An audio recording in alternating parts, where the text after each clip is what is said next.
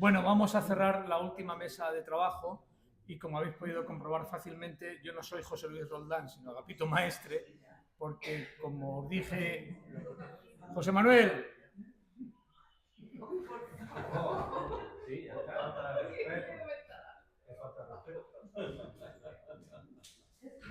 Es que desde que ha adelgazado está incorregible. No, siempre, Bueno, siempre he sido el correcto. bueno, digo que buenas tardes, vamos a terminar la última sesión de trabajo y decía que José Luis Roldán está enfermo, que era el director de esta mesa de trabajo. Y también Guillermo Rocafort, su intervención la ha hecho vía internet, pero obviamente como aquí no hay wifi, podréis ver su intervención en Res Hispánica esta noche o mañana. Yo voy a improvisar la presentación de Ángel Nuño y de Rubén Franco González. El título, desde luego, el título de esta mesa de trabajo, yo creo que es muy serio, son las humanidades y el mundo hispánico. Lo que puedo decir de este título, no voy a negarlo, que lo elegí yo. De acuerdo con Inés y con José María Méndez y también con José Luis Roldán, ¿no? Que es el que falta. O sea, yo elegí el título, sugerí y dije, bueno, si no lo aceptan ya entraré yo con la cimitarra. Pero bueno, ¿qué significan las humanidades y el mundo hispánico? Pues el poder fundamental de la literatura, de la historia, de las humanidades en general, del mundo clásico, ¿no? Yo sé que José Luis tenía preparada una intervención maravillosa sobre... Yo he leído parte de su intervención, pero no quiero, en fin, comentarles a ustedes nada de ella, porque me imagino que grabará también un vídeo y lo podremos ver en Res Hispánica.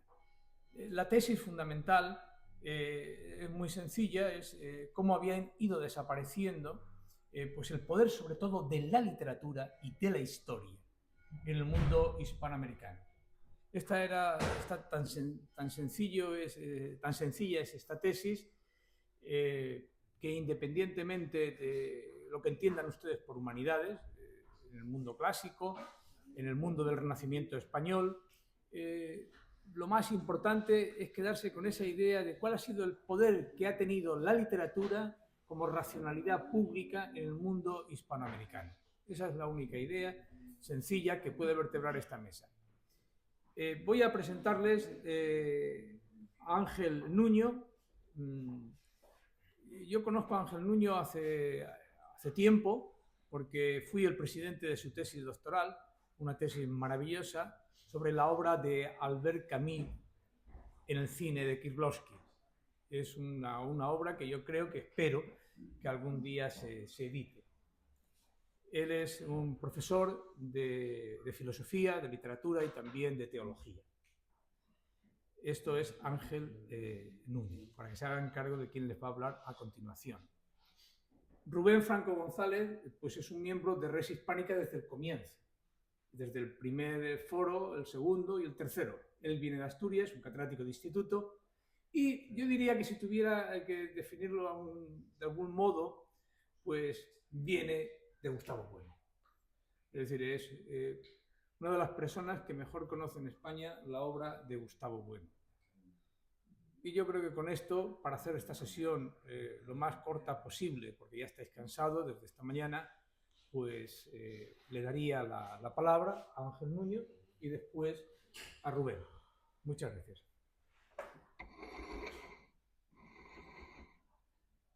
Pues muchísimas gracias. Es para mí realmente un honor compartir con todos ustedes este espacio, esta mesa, este espacio de reflexión sobre las humanidades y el mundo hispánico. Yo me propongo, bueno, también desde luego es un honor para mí compartir mesa y además teniendo en cuenta todas las intervenciones de este encuentro, compartir mesa con aquellos a los que admiro y además profeso amistad. Gracias a todos los organizadores, patrocinadores por hacer posible este encuentro que ya felizmente va cumpliendo años. A mí me resulta o me infunde bastante respeto hablarles a ustedes en este momento. A ninguno de los presentes se le escapa que el tema que aquí se propone es un tema amplio y además se puede abordar desde diferentes puntos de vista. Me voy a permitir señalar algunos que yo considero relevantes o que para mí, a mí me despiertan interés y espero que también les resulte a ustedes interesante.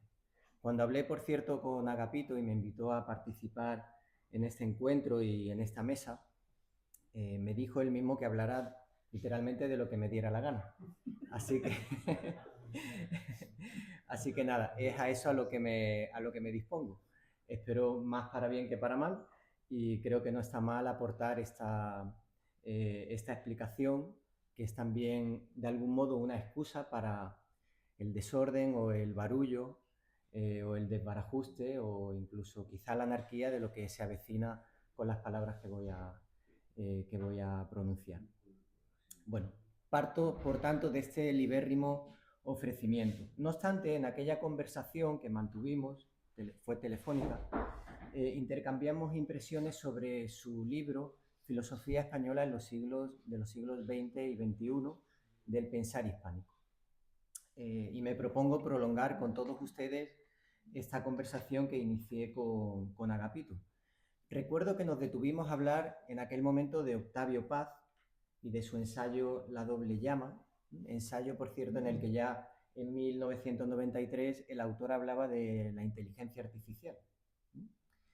Me causó mucha sorpresa cuando lo leí. Lo leí después de leer el libro de Agapito, pues una lectura me llevó a la otra en esta maravillosa cadena que a veces nos va abriendo cada libro que leemos. Me interesa mucho destacar cómo Agapito considera en su obra inseparables la filosofía y la literatura. Y el caso hispánico, en este sentido, creo que es incuestionable.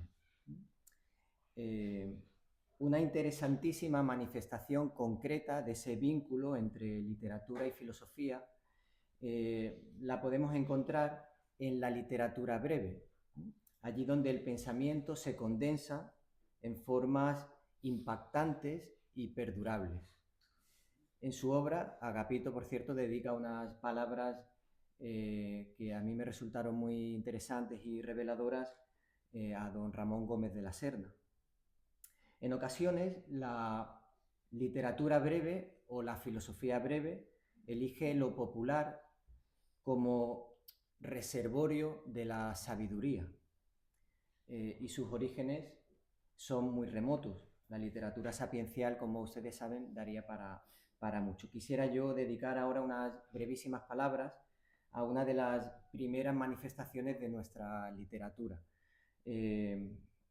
Concretamente me refiero a la obra en pleno siglo XV de don Pedro Díaz de Toledo, quien fuera obispo de Málaga y también fue capellán del Marqués de Santillana.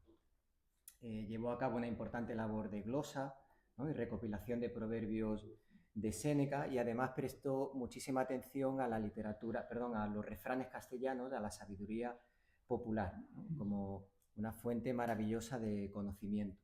Su amor por la sabiduría le condujo a ese género breve en el que se unen, como digo, literatura y filosofía. El humanista hispano ve en la sentencia breve, en el refrán, en el logos condensado, una filosofía destilada por la experiencia. Y es aquí donde la literatura se convierte también en fuente filosófica. La sabiduría no solo reside desde la óptica de este autor en los códices latinos, sino que también se encuentra en el habla del pueblo, ¿no?, en la sabiduría popular. Bueno, pues grandes figuras, grandes literatos, grandes genios cultivaron este género breve y los encontramos en la historia de nuestra literatura y de nuestra filosofía. Hablé en su día para Red Hispánica de la obra de Nicolás Gómez Dávila, el gran autor colombiano que nos regaló sus escolios a una obra implícita, y la nómina de autores la nómina de autores pues resultaría prácticamente inabarcable. Tenemos también la obra de Ignacio Gómez de Liaño, que nos deleitó, por ejemplo, con su larga serie de aforismos filosóficos en sus iluminaciones filosóficas. El aforismo, la sentencia breve, la máxima, son formas de ruptura y al mismo tiempo de concentración. Obligan al lector a detenerse, a meditar sobre el vacío que ilumina de algún modo el texto, aquello que el texto no dice y que el lector debe completar. Son, en cierto modo, una suerte de antítesis de un discurso sistemático. Por ello, quizá Gómez Dávila proponía sus sentencias como escolios, es decir, anotaciones a una obra implícita que el lector debe componer. Es tarea del lector componer esa obra a la que no se tiene acceso directo. Literatura, por tanto, en la que lo que se dice apunta o señala a algo que no se dice. Se señala aquello que no se dice, lo implícito. La brevedad captura la verdad a golpe de ingenio, son saetas mentales, cápsulas de sabiduría o píldoras, y la perspicacia, el ver claro, la rapidez, se convierten en una virtud literaria y también en una aspiración filosófica. Nos decía Fernando antes que la velocidad conduce a la lírica, ¿no? En un momento dijo algo así, ¿no? Bueno, este camino nos lleva también, desde luego, al siglo XX y a un autor que acabamos de mencionar, un gran maestro de la filosofía breve, Ramón Gómez de la Serna. La filosofía ahí huye de lo pretencioso y en esa misma medida, agudizando el pensamiento, se hace más lúcida la expresión. Con todo, no he llegado todavía al objeto de lo que yo propongo aquí, de mi intervención. Quisiera, ante todo, destacar el peso y el valor de la literatura española, de la literatura hispánica y de la filosofía para dar respuesta a los grandes desafíos a los que se enfrenta el hombre. El humanismo español o hispánico como respuesta a los grandes desafíos en torno al hombre o a las grandes preguntas en torno al hombre, y por tanto también el valor indiscutible de los estudios de humanidades, de las humanidades. La reflexión humanista se ha centrado, como ustedes saben, con mucha frecuencia en la secularización, en la ciencia, en la técnica, y a estas cuestiones podría añadirse hoy el desafío de la inteligencia artificial. La pregunta por el ser humano resuena en el debate que a veces de un modo lúcido y otras veces justo lo contrario se plantea en torno a la inteligencia artificial. Se trata en cierto modo de un espejo que nos devuelve la pregunta al propio ser humano. Recientemente participé en una reunión cuyo propósito era el de organizar un certamen literario y se planteaba la dificultad que tenía el uso de la inteligencia artificial para componer la obra, ¿no? Y pues nos dejó ahí pues un largo tiempo de debate para ver cómo a efectos organizativos pues se planteaba el certamen. Por novedosa que pudiera resultar esta cuestión, encontramos un sinfín de textos iluminadores en nuestra tradición literaria, o también podríamos decir filosófica. Mientras que la inteligencia artificial se nutre de la superabundancia de datos, ¿no? Lo que ya se llama el Big Data, la literatura breve, a la que me referí hace un momento, como respuesta humanista, opta por el ingenio, la concisión, la contención. Frente al Big Data, pues la brillantez concisa, la idea reflejada en un pensamiento breve. Bueno, me atrevo a proponer un breve itinerario filosófico literario. Propondré varias paradas, ¿no? Este será un viaje breve, con la seguridad y también con la certeza de que ustedes podrían proponer otras paradas, ¿no? Podríamos detenernos en otras obras, en otros autores. Seguramente más interesantes o textos que podrían ser más reveladores de los que yo traigo, pero en cualquier caso lo que pretendo es pues disparar una reflexión que pudiera ayudarnos. La primera parada que propongo es, o nos llevaría a detenernos en la obra de Unamuno. Polemizó Unamuno, como también saben ustedes, con la obsesión decimonónica del cientificismo y del maquinismo, ese aforismo suyo que se ha malinterpretado en tantas ocasiones, aquello de que inventen ellos, ¿no? Que ha sido objeto, como digo, de debates y no siempre ha sido abordado con acierto.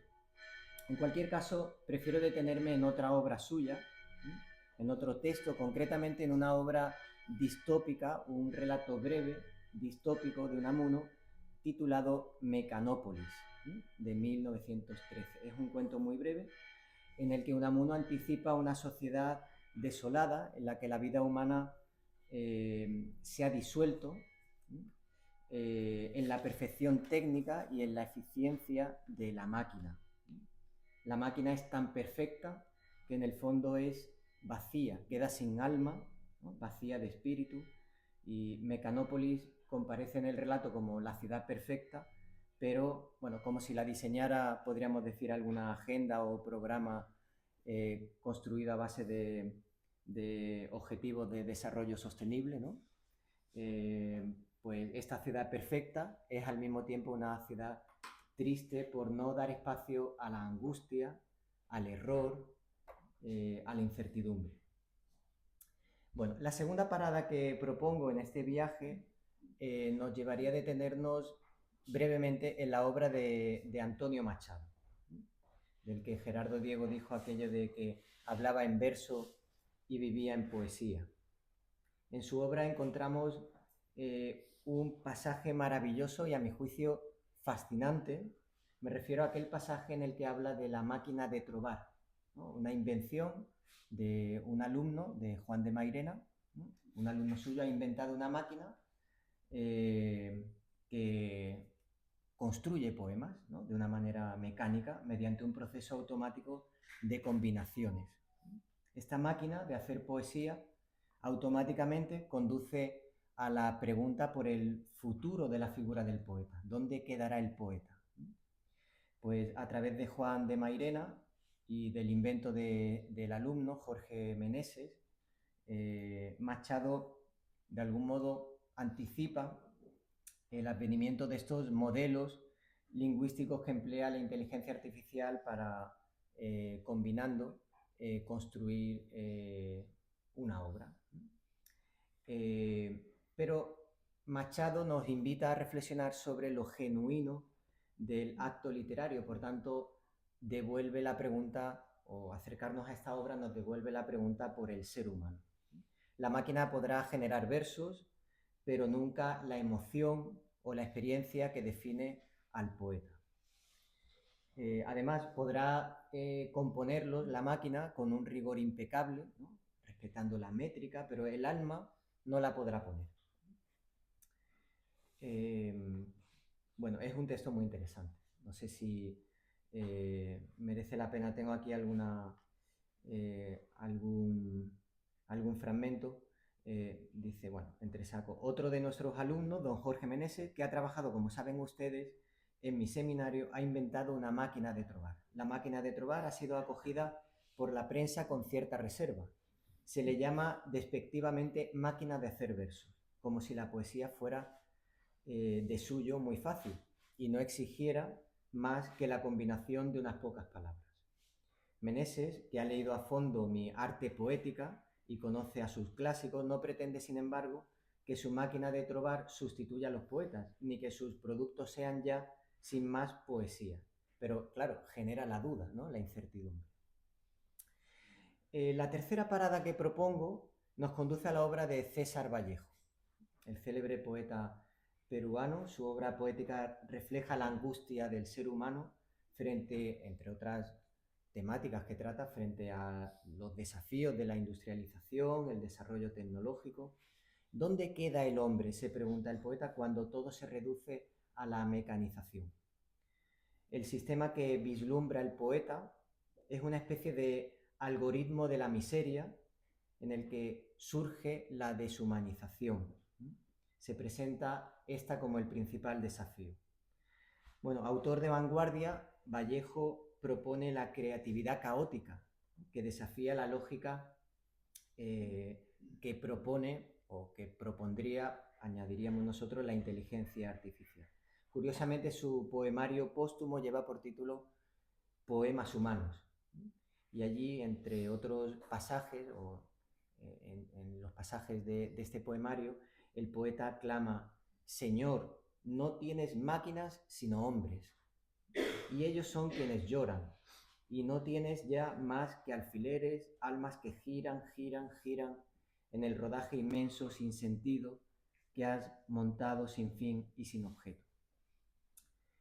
Bueno, ¿cuántos autores, cuántos poemas, pasajes podríamos añadir? Me hubiera gustado hacer referencia también al discurso de ingreso a la Academia de Miguel Delibes, titulado El sentido del progreso desde mi obra, y también a la respuesta de Julián Marías.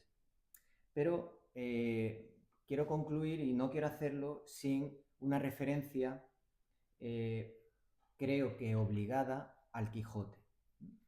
En la segunda parte, en el capítulo 62, Don Quijote y Sancho se alojan en la casa de don Antonio Moreno, que es un rico caballero de Barcelona.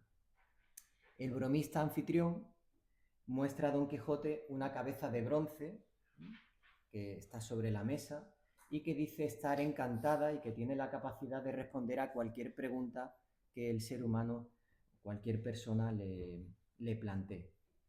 Cervantes, en la obra, revela el truco, ¿no?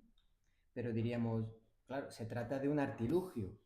No contesta la cabeza encantada, sino que contesta a otro. Pero diríamos, pero es que siempre hay otro. En esta ocasión, el otro es el sobrino del anfitrión, un estudiante, del que se dice que tenía un genio muy agudo y que era además muy discreto, y de ahí que pudiera alargar el engaño. En cualquier caso, el desvelamiento que hace Cervantes de la broma, entre comillas, no esconde algo que queda en lo profundo.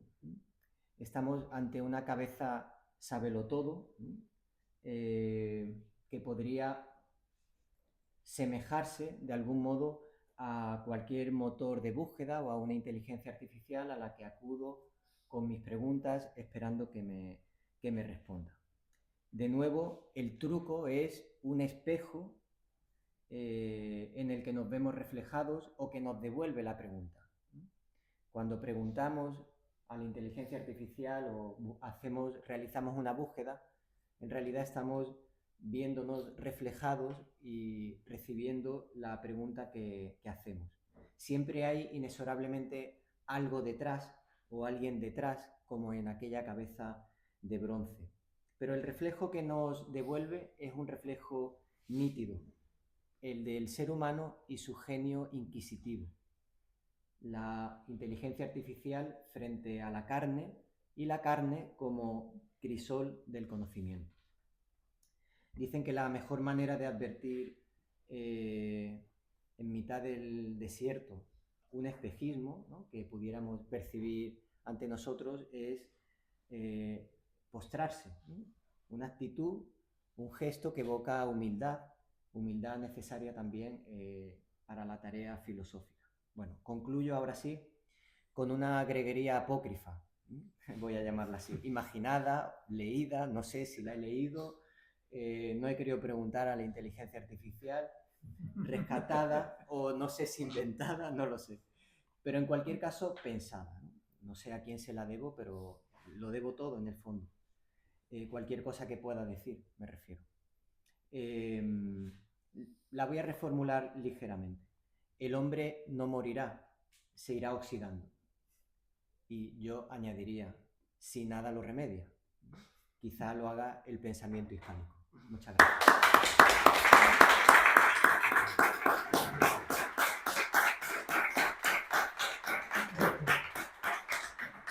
Ya, Bueno, pues nada, buenas tardes ya, casi noches a todos. Y nada, tenía pensado, bueno, agradecimientos, la parte protocolaria, entre comillas, de agradecer a que se siga celebrando por tercer año esta actividad, lo cual pues, quiere decir que un montón de gente pues, se desplaza de sus sitios habituales, sale... Bueno, su zona de confort es un poco pedante, ¿no? Que eso es muy manido, en fin. Y gracias a Agapito, sobre todo, por la invitación y demás, ¿vale? Lo que tenía pensado, porque claro, atendiendo un poco al rótulo, que sería una manera pues importante de atendernos a lo que vamos a hablar, y espero no enrollarme mucho, simplemente ahora les explico, comentar algunas cosas, que ya es tarde, que es la sesión, digamos, de clausura, ¿no? ¿Te puedes poner un poquito hacia allá? Sí, Ahí. ahí. Pues les decía que sin entrar en que sea la idea del ser humano, que por ejemplo Fernando, pues como otras ediciones, pero en el tiempo que ha podido, pues también esa antropología siempre, como decía Tortosa, pues sugerente, ¿no?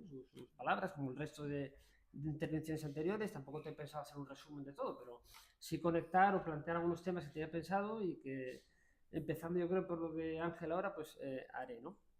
Pero todos los anteriores, el tema de los toros, la sesión del terrorismo, etc., ¿no? Y de hecho creo que algunas de las sugerencias, o sea, de los comentarios, a lo mejor, si no están muy cansados, pues puede dar incluso que sería, o es lo bueno esos encuentros, lugar para la charla, para el debate y demás, ¿no? Claro, lo que ha dicho Ángel, ya digo, sin entrar, que sea el ser humano, las humanidades, sinónimos, y como decía Albiac, tampoco existen sinónimos en rigor, ¿no? Por eso, bueno, por ejemplo, utiliza conónimos en el mito de la felicidad, es muy complicado, ¿no? Ni las dos culturas, la conferencia, luego el libro de Snow, ¿no? Enfrenta al mundo de la ciencia, ¿no? Pues el mundo de las humanidades, y cómo, digamos, literatos o gente de letras, pues como César Antonio Molina o Lasalle u otros, pues se han abordado en los últimos años, se han acercado mediante ensayos y libros a eso de la inteligencia artificial, ¿no? Es decir, que no se ocuparían de ello solo los científicos, sino que desde el mundo, digamos, más... pues eso, poético, literario, ¿no? Pues, o humanístico, pues pueden hacerlo, ¿no? La tradición de, partiendo del libro de Agapito, del último libro, el Pensar Hispánico, sí tenía pensado pues, acordarme de un par de autores. Entonces lo de las, digamos, ese género de aforístico sapiencial, ¿no? Que nace, pues si queréis, pues incluso obligadamente, si queréis, pero de los fragmentos presocráticos, ¿no? Que muchos aquí pues conocéis de sobra y que, en fin, pues, de lectura, de tratar las clases, etc., ¿no? Me estoy acordando, por ejemplo, hace unos años, Eduardo Infante, que es uno de los filósofos españoles ahora pues, que más vende, tuvo en 2019 un libro que era Filosofía en la calle, y este mismo año ha sacado otro en Ariel, ambos, Ética en la calle, ¿no? Y es de filósofo de Huelva, por cierto, que está aficado en Gijón desde hace años. Y que, por cierto, esta semana, como no me dará tiempo a explicar tantas cosas o a comentar siquiera, ¿no? A citar, que tenía pensado, pues el premio, por ejemplo, de Comunicación y Humanidades de los Premios Princesa de Asturias han premiado este año a un filósofo surcoreano, aficado en Berlín, que es Byung-Chul Han, o sí, bueno, este será el que mantenga la charla con él, ¿no? En un centro educativo. Y bueno, son uno de los que invitan habitualmente. El año pasado la Fundación Princesa le invitaron, en ese caso, para hacer una mesa redonda antes de la llegada sobre Ignatieff, el politólogo canadiense, ¿no? Bueno, pues que Infante decía, promocionando su libro entonces, ese libro Filosofía en la calle, donde él planteaba los filorretos, que nada más que eran preguntas clásicas de filosofía, solo que a través de Twitter, en ese caso X, pues lo planteaban sus alumnos y por extensión al público virtual en general. Y él, digamos, como de manera como total, digamos, televisivo, periodístico, decía, Sócrates hoy día sería un gran tuitero. Pues un poco esa tradición que ha dicho Ángel, ¿no? Uno de los temas que en un ratito comento, si da tiempo, que no ha salido, porque yo digo, bueno, en función de lo que salga, como decía, pues se puede engarzar o no, pero uno de los temas que está de actualidad, digamos, el término, y no ha salido ni en la jornada de ayer ni la de hoy, es el término no hispanidad, sino hispanchidad. Y que en las últimas semanas, a nivel, digamos, dentro del éxito que tiene esto, ¿no? Pero más allá de las redes y tal, ¿no? Que hay una retroalimentación siempre. Hay un artículo de Juan Manuel de Prada en el ABC del 1 de septiembre, titulado así, Hispanchidad, y qué es esto, y luego ha habido, pues, repercusiones, pues, por ejemplo, qué sé yo, Soto y Bars, que es uno de los que, digamos, es muy crítico con la cosa woke, o, qué sé yo, Tertulias en Periodista Digital, etc., ¿no? Bueno, pues Juan Manuel de Prada, ya digo, un poco más adelante comentamos algo si acaso, yo creo que sería muy pesado leer, bueno, algún fragmento, ¿no?, de ese artículo, para que dé pie a debatirlo un poco, pero bueno, la idea de hispanchidad, lo adelantamos ya, es ese término, habría que servirse de inteligencia artificial o de herramientas como Google Ngram, no lo he hecho, pero que se puede consultar cuando un término, qué evolución tiene cuando se empieza a utilizar, pues el término panchito, ¿no? Como las ficciones televisivas, por ejemplo, en España, pues, aunque sea en clave, pues eso, irónica y bromista, que no hay que cancelar, pero que eso hace cala, ¿no? Pues que si yo, pues en su día la serie Aida, o más, de manera más, o está La que se avecina, o de manera cinematográfica Santiago Segura, en su primer Torrente, y los demás, pues como, pues igual que decía gente que, pues que sí, que identificaba a Charlie Chaplin con su personaje con Charlotte, otros como de libre identidad, el propio Johnny Weissmuller acabaría volviéndose que él se Tarzán, ¿no? Pues gente que confunde, digamos, el personaje de Torrente, ¿no? Con Santiago Segura, o que casi de esos últimos 30 años, la película es del 97-98, pues casi, igual que Pablo Iglesias, el de Podemos, ¿no? Decía que se refería a Pablo Manuel, ¿no? Iglesias, Turrión. Se refería a, no podía mencionar el nombre España, ¿no? Y le parecía el himno, pues, una cutre pachanga fachosa. Pues mucha gente, digamos, para referirse al nombre de España ya lo hace con supuestamente con el sarcasmo, ¿no? Del personaje Segura de Torrente, ¿no? España. Entonces ya casi es una cosa ya denigratoria que asume o subsume toda la leyenda negra, las leyendas negras o variedades, subtipos que tiene la tradición española, ¿no? Entonces digo, lo de Juan Manuel del Prada, habría que mirar, es interesante ver, pues, esa evolución del término, y me está acordando porque ha citado Gómez de la Serna por las galerías y la primera obra de Prada, que era Coños, ¿no? Pues un poco por esto. Has hecho 3 paradas, la de Unamuno, Mecanópolis, y conectamos, por ejemplo, pues yo me estoy acordando de Metrópolis, de Frisland, ¿no? Desde el año 27, aparece el término robots de Enrur, de Capet, y a su vez, pues unas cuantas décadas después, la gran influencia popular de Metrópolis en el cine es Blade Runner, que también había citado en el libro, en tantos artículos, tantas veces, ¿no? Y como hablamos con José Manuel antes, fuera de cámaras, pues la novela de Philip K. Dick y el éxito de muchos autores de ciencia ficción, en este caso no hispana, pues es porque una gran obra, ¿no? Una serie, una ficción cinematográfica lo lleva, ¿no? En la novela Sueñan los androides como ovejas eléctricas es distinta, el personaje de Rachel físicamente es el mismo, plantea Dickard, pues el tema de la identidad es muy claro, ¿no? Está enamorado de un replicante, pero tengo que eliminarlo, bueno, y las variedades del final, las de Scott y todos los debates y más, ¿no? En cuanto a la poesía, claro, también algunos de ustedes pues serán conocedores, mucho mejor que yo, pero esta misma semana pues se ha celebrado en la Universidad de Oviedo un congreso sobre Alfredo González, que es el centenario, igual que el año pasado fue el de Gustavo Bueno, que hicimos mención y que estuvieron participando algunos de los aquí presentes, pues esto. Del libro de Agapito, El pensar hispánico, claro, dedica espacio, aparte de que les voy a decir ahora, bueno, Gómez Dávila.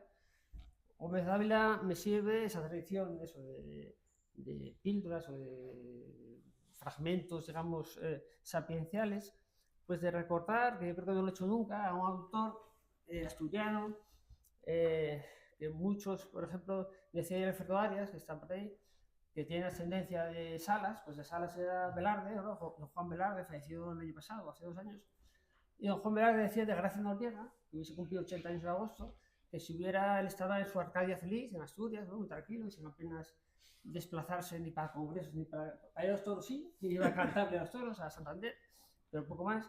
Pues además de Juan Manuel de Prada, García Noriega reivindicó en los últimos años a Gómez Dávila, ¿no?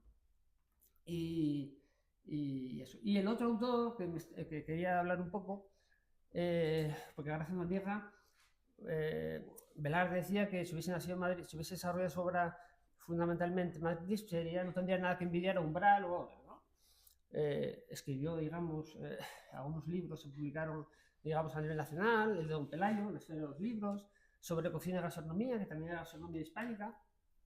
Y mañana es una de las fiestas, en Oviedo se celebra el Desarme, que es una de las fiestas con más tradición en España, que, bueno, pues hay varias versiones, ¿no?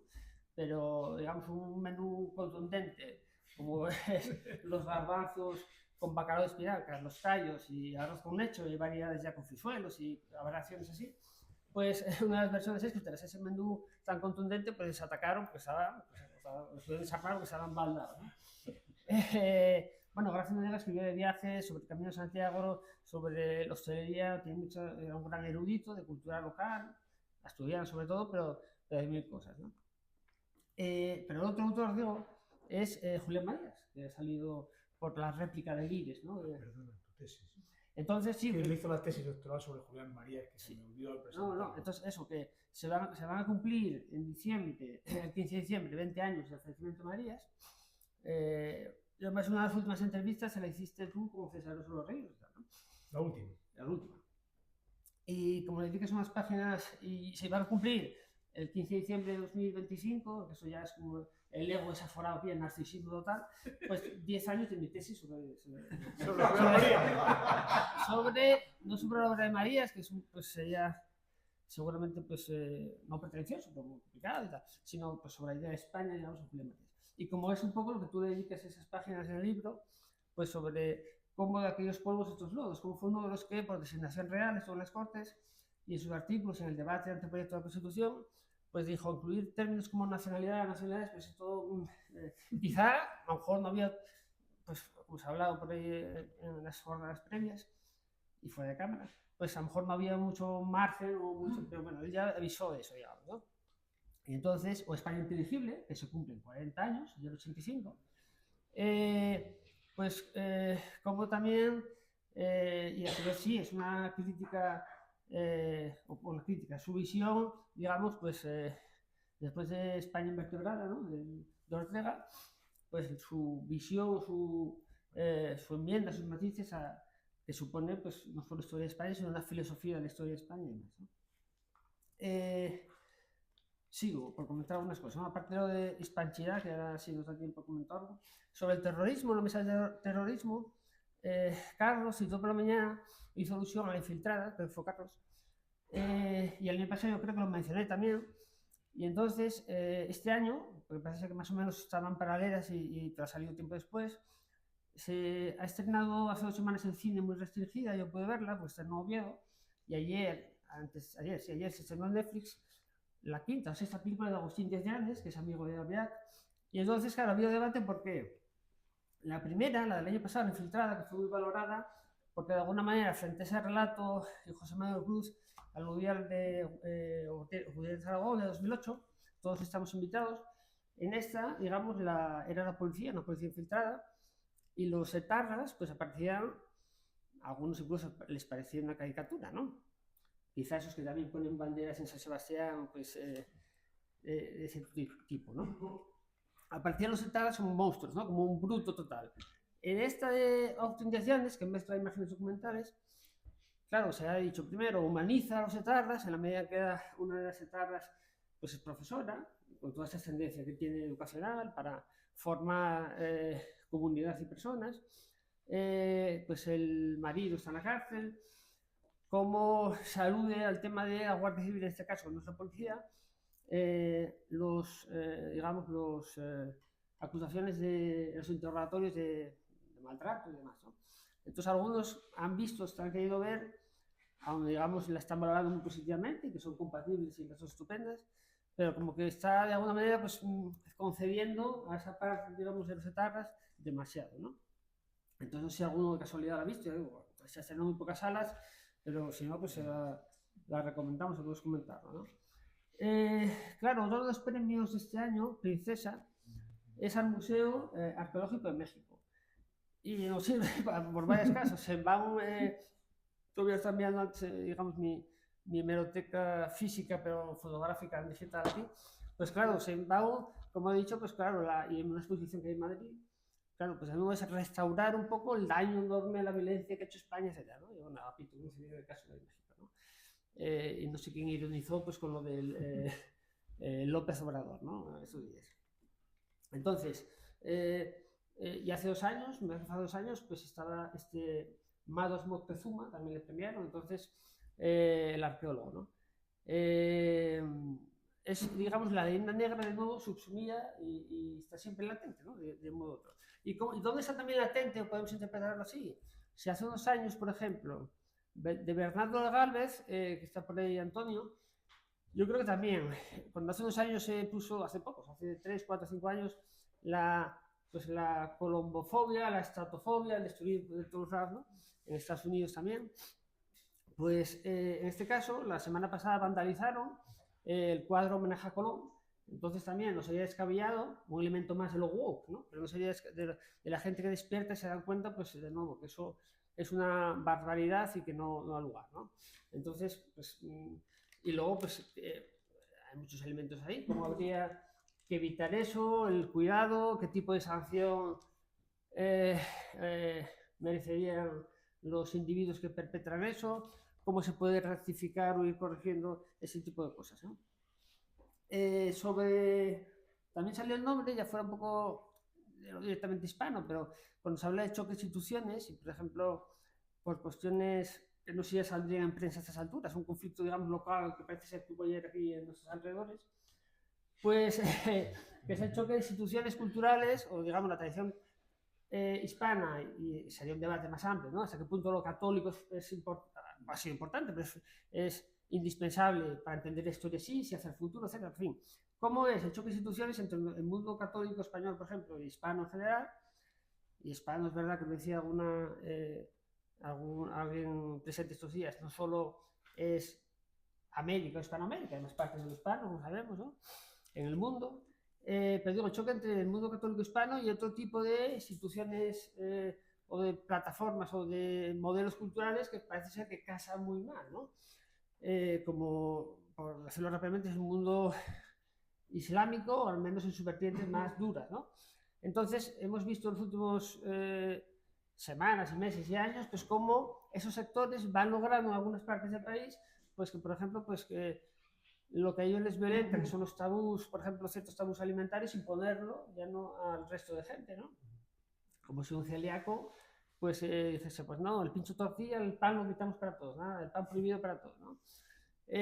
O otro tipo de cosas parecidas, ¿no? Entonces, salió el nombre de Samuel Paty, que fue Carlos el que lo mencionamos la mañana, y Samuel Paty, efectivamente, hace unos años, se cumplieron 5 años ahora, pues 5, pues fue decapitado, porque claro, además de manera falsa, ¿no? Pero se le había aplicado ya, ¿por qué? Por diseñar las caricaturas de Mahoma, de su día del póster, luego, digamos, pues Charlie Hebdo, que había cubrió a la París, y entonces, lo que era un profesor de historia de secundaria, de instituto, pues hacer eso, encima por una alumna que no estaba en clase, que inició la fatua, la persecución, pues acabó decapitado, pero así tantos otros.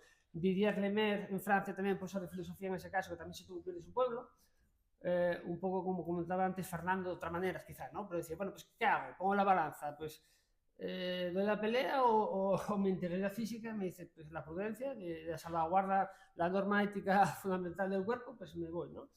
Y ese es el tema, ese choque, como por ejemplo, o por miedo, pero eso ya es un avance, digamos, o un logro de esa parte fundamentalista o integrista, o radical, no en el sentido filosófico de ir a lo más profundo, al fundamento primero de las cosas, sino pues eso como talibán o juliganesca, ¿no? Pues pueden negarse a que se ponga el nombre de instituto, pues a Samuel Paty, etc., ¿no?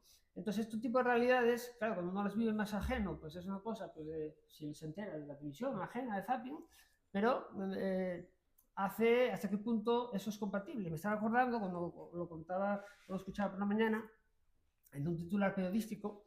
Es verdad que los titulares periodísticos ya saben muchas veces pues, que sí, pueden fallar, ¿no? Y con respecto a los periodistas egregios que hay en la sala. Pero bueno, en ese caso, en 2006, yo estaba también presente, presentó su libro Gijón Gustavo Arístegui, que últimamente lo han recuperado por La Razón, está escribiendo artículos pues, varios a la semana, y con el tema de Israel pues, también, etc., ¿no? Y presentó su libro, en ese caso era La Yihad en España, ¿no? Que tiene varios. Y lo presentó Gustavo Bueno. Entonces el titular que le pusieron, que voy a mirarlo cuál era exactamente, que era los islamistas, eso es el titular que pusieron, no al pobre Eranistic, entre comillas, que es el que presenta el libro, pero bueno, se pusieron a Bueno, que opacó un poco eso, ¿no? Hizo la introducción, la presentación.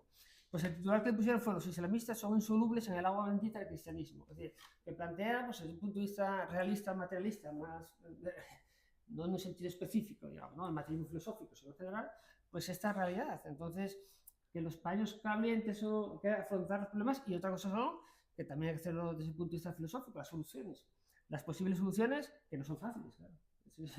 Y es el problema real del político, que tiene que manejar cuestiones muy complejas, no son especulaciones desde las alturas, de unos supuestos élite de intelectuales, ¿no?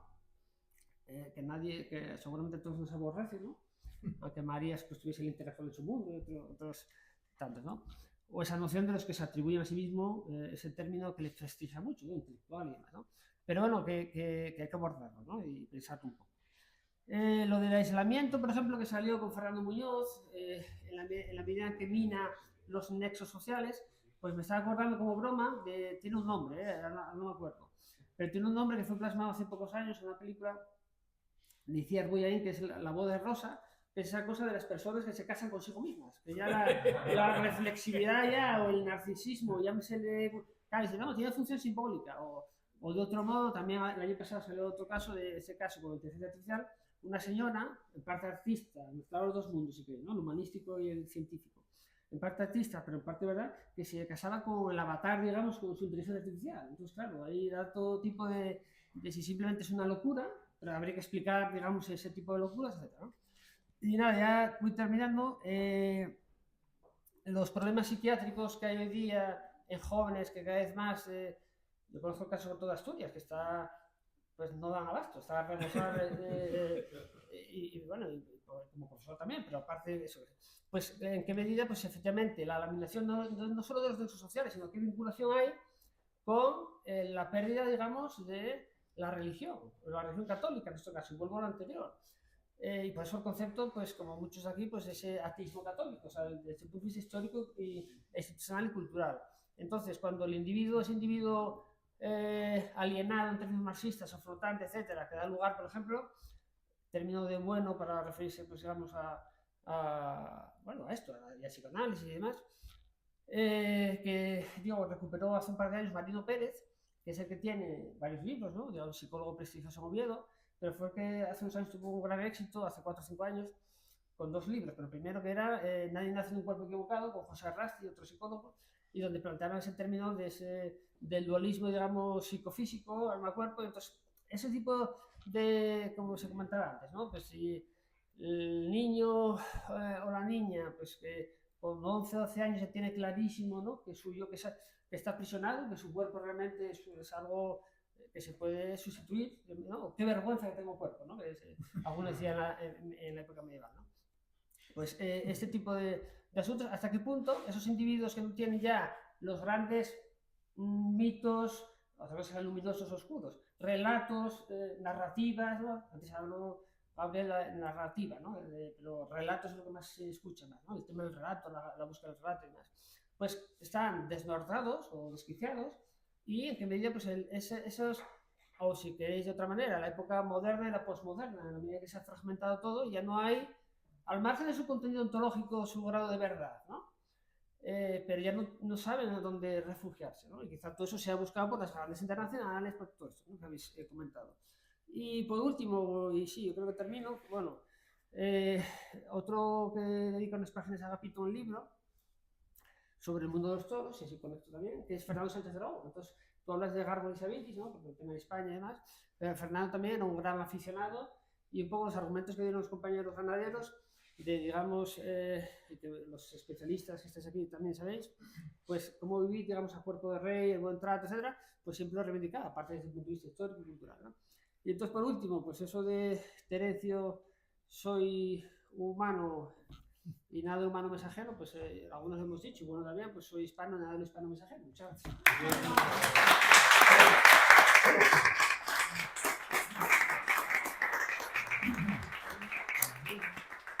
Muchas gracias, Rubén. Pues nada, vamos a dedicar 10 minutos, cuarto de hora, a las preguntas. No, pues muy rápidamente, me he acordado por lo que comentabais de dos obras sobre tecnología que yo creo que es fundamental releer. Una es Tecnópolis de Postman. Postman sostiene la tesis en Divertirse hasta morir, que realmente el que acertó fue Huxley, no Orwell. Es decir, una época, yo creo que también, ya como uno está en tantos sitios, ya no sé dónde lo ha comentado, pero bueno, se ha hablado de esto, ¿no? Donde no hace falta prohibir libros porque ya no se leen. Pues en Tecnópolis, que realmente es una mala traducción, el término griego es Tecnópoli, juega con la idea de monopolio, ¿no? Es un texto que hay que revisar, es de los años 80, si no recuerdo mal, y ya es bastante audaz, ¿no?, en las previsiones de futuro. Pero todavía es más interesante el libro de Mumford, Técnica y civilización, porque es de los años 20, si no me equivoco, y ahí sostiene la paradoja de la sociedad del conocimiento. Paradoja según la cual a más conocimiento, entre comillas, es decir, a más información, a más sobredosis de información, más deterioro en los mecanismos de razonamiento social y argumental de la mayoría de la población. Y bueno, de la inteligencia artificial pues ahí habría que hablar. Pero yo diría que ahí el elemento distorsionador, como en la mayoría de estos casos, es el ego. Es decir, que si una inteligencia artificial acierta como los monos escribiendo, ¿no?, en un tiempo infinito, un montón de máquinas de escribir, acierta con el soneto perfecto, no hay que escandalizarse, no es la máquina la que lo ha construido. La máquina lo que ha hecho es elaborar una combinatoria de los referentes humanos, digamos, del acervo humano, lo único que no estará firmado por un individuo, que es una pura ficción administrativa, digamos. Sí, una cuestión muy de detalle, pero que tiene su gracia. Tú has hecho referencia justamente a ese uso retórico del término intelectual, que es verdaderamente odioso, y sería conveniente recordar el origen del término. Intelectual es un insulto.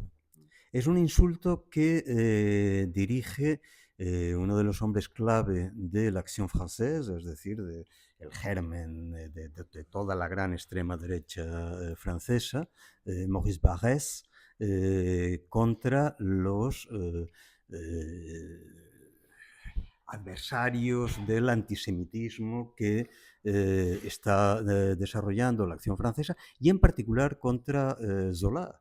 Entonces, justamente él contrapone lo que sería el trabajo de la inteligencia al de estos intelectuales, que sería el equivalente de inteligentuchos, que pretenden transformarse en clérigos laicos.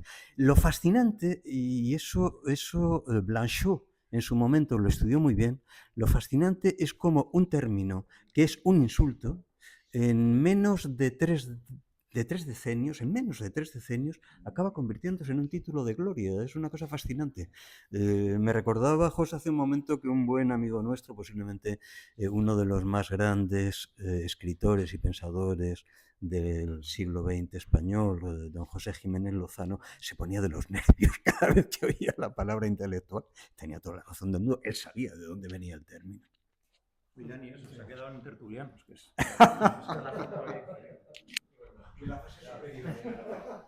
¿Queréis contestar o queréis que hable de algo? Perdón, van a contestar ellos, ¿no?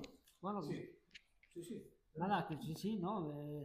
Estupendo que las referencias de José. Y lo del Huxley, que bueno, digamos los abajo firmantes, que luego pues esa tradición, sí, no, por eso, sí, cuando se hablan como, de nuevo, como sinónimos, pues sí, la figura del sabio, el filósofo, que tampoco es lo mismo, el pensador, el intelectual, pues cada cosa, diríamos pues casi, pues no sé, youtubers, gurús, pues no es lo mismo cada cosa, ¿no? O streamers. Sí. Nada, eso, nada. Adelante. Mira, antes empezaste hablando de la hispanchidad. Bueno, Ese es uno de esos modos tan lastimosos de despreciar a nuestros hermanos hispanos. Antiguamente, bueno, no hace mucho, había un programa de la televisión que hablaba de los Machu Picchu. Eso. Y previamente, hace más años, hace como 30 años, se puso de moda otro tan despectivo como ese o más, Sudaca. Todos son premeditados proyectos para disfrazarlos de modernidad o de simpatía extraña para dividirnos más. No estamos suficientemente divididos, por lo visto. No, pero además lo de sudaca, claro, gente pues emplea sudaca para referirse, pues qué sé yo, a un dominicano o cosas así, o sea, tampoco casa muy bien la cosa.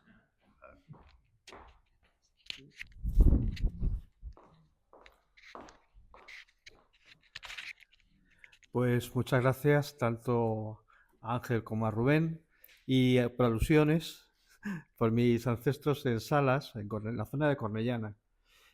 Yo ayer comí unos buenos, trozos de rabo de todo, ahí arriba. Pero donde los he comido mejores ha sido en un desarme, una fiesta de desarme, en la calle del Toboso de Madrid. No, era el rollo de asturiano, pero de pura cepa, vamos. Buenísimos. En vez de callos, rabo de todo. Y la cocinera era hispanoamericana. Yo siempre pienso que hablar de Asturias es hablar de hispanidad. Eso está claro, ¿no? Y luego, efectivamente, Juan Manuel de Prada, su primer libro, cuando iba de infante terrible, era Coños, que es una alusión o un homenaje a Senos de Ramón Gómez de la Serna, ¿no? Y quería derivar ahora a Ángel, que yo le agradezco mucho que haya mencionado a dos de mis mejores amigos, el estilo de Maquiavelo, que se vestía de ropas curiales para ir a su gabinete para iba a ver unos amigos, que eran Lucrecio, Cicerón, Tito Livio. Entonces, con respeto, como si fuera a verles, los tomaba, ¿no? como tales. Me pasa con el Marqués de Santillana, me pasa con Ramón Gómez de la Serna. Por ejemplo, recuerdo un proverbio que recoge el Marqués, que algo así era: el polvo del pelo de la oveja es alcohol para el lobo. Y luego de Ramón Gómez de la Serna, hay un par, bueno, me sé algunas que otras greguerías. No creo que sea lo fundamental, o que sí lo nuclear de Gómez de la Serna, la greguería, pero tiene también sus aforismos. Por otro lado, recuerdo que tiene uno que dice: cada vez estoy más convencido de que decir cosas con sentido no tiene ningún sentido. Y luego tiene otro maravilloso que dice: el humor es el intermedio entre enloquecer de locura y mediocrizarse de cordura. Por otra parte, los teóricos románticos del Círculo de Sena decían que el bitch, que a la vez es humor y poesía, era profético. Entonces me han encantado las referencias que has hablado de Juan de Mairena, de Machado, y como anuncio profético de la inteligencia artificial, de alguna manera, y también del Quijote, que es curioso que siempre aprendamos cosas, que siempre se actualice con la actualidad más viral, por así decirlo, ¿no? Entonces quería, bueno, aparte de agradecer, también aprovechar de agradecer a Agapito Maestre, a Pedro de Tena, a Irene y a todos nuestros acompañantes en este día de última navegación de Res Hispánica. Quería, por ejemplo, ¿qué sensación tuviste, Ángel, cuando te encontraste con Ramón Gómez de la Serna? Es que yo soy muy ramoniano, entonces...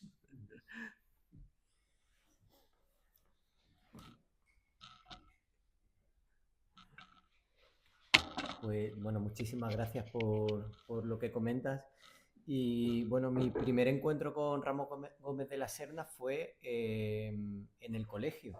Además, es de estos recuerdos que tengo, ¿no? Curiosamente, porque hay un montón de cosas que no recuerdo, pero sí recuerdo el día en el que el profesor nos habló de las greguerías y a mí aquello me impactó, ¿no? Me pareció algo muy ingenioso y bueno, y luego ha sido una fuente a la que he recurrido con frecuencia por deleite, ¿no? Por pasar un buen rato, acercarme a la literatura que me gusta, que me entretiene, que me despierta interés o que me resulta sugerente. Y bueno, como profesor de literatura que soy en un centro público con adolescentes de edades pues comprendidas entre 12 y... Bueno, los que tengo este año son un poquito más mayores, pero de ahí en adelante tengo siempre la duda sobre de qué manera presentar a los autores de nuestra tradición literaria, porque percibo que en ocasiones hay una tendencia a no dar el espacio que se merecen, ¿no?, estos grandes clásicos de nuestra literatura, y creo que ahí hay un tema interesante, ¿no? Un campo en el que actuar, buscar de manera audaz modos, ¿no?, maneras de presentarlo, y a veces creo que hay una rendición previa, ¿no? Porque es raro, pero en ocasiones me he encontrado alumnos que me han dicho, esto es muy bonito, ¿no?, cuando yo mismo había dudado previamente si lanzarme o no, ¿no?, a presentarle el texto, ¿no? También es que me han pasado cosas muy dispares, ¿no? Desde alumnos que hacían un bachillerato de artes escénicas, que lucharon conmigo porque no querían leer ninguna obra de Lope de Vega, y yo decía, pero entonces... a luego, pues, en grupos muy disruptivos, encontrarme un alumno que después de leer La ratonera de Agatha Christie me dijo, maestro, es el primer libro que me he leído en mi vida y me ha gustado. Bueno, Bueno, pues si no hay otra pregunta, muchísimas gracias a todos. ¿Puedo decir una cosa? Sí, por Dios.